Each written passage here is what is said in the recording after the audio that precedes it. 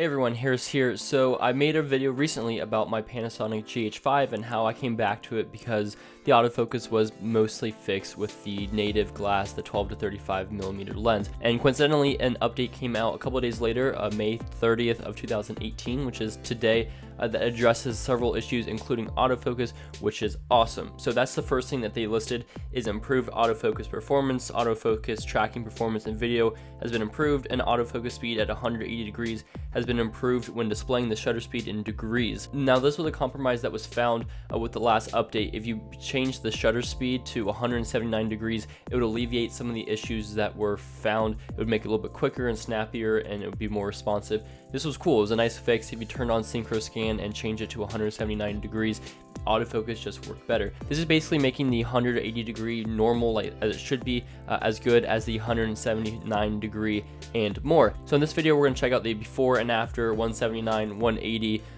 tracking and one area autofocus for both versions of the 2.2 software, and then this software is the 2.3.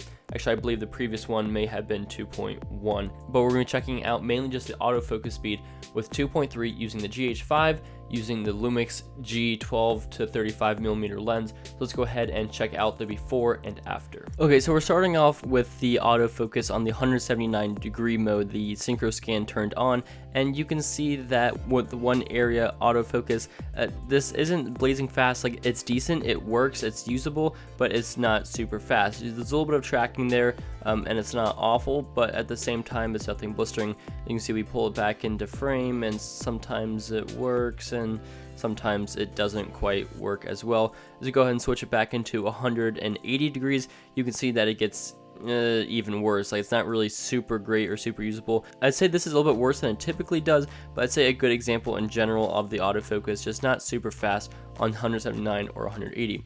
And now you can see switching over after the 2.3 update, and it is snappy. Both the one area autofocus as well as the tracking both do an excellent job of the autofocus. It's really night and day in my experience with this update. Autofocus with the 12 to 35 lens is really pretty solid with this on. And then I'll do a quick test of the face tracking. And you can see that's also working pretty well. I'm just kind of doing a candid run and gun shot, putting it up to my face, and you can see that it is working. So autofocus certainly has been improved. It was kind of tough to tell, but it looks like 180 degrees is working a little bit better than 179 degrees, but they're both working really well. I would just stick to 180 since it has been officially addressed. So it just makes sense that it works best, and I think it does work slightly better than 179 now, but either way, they look great.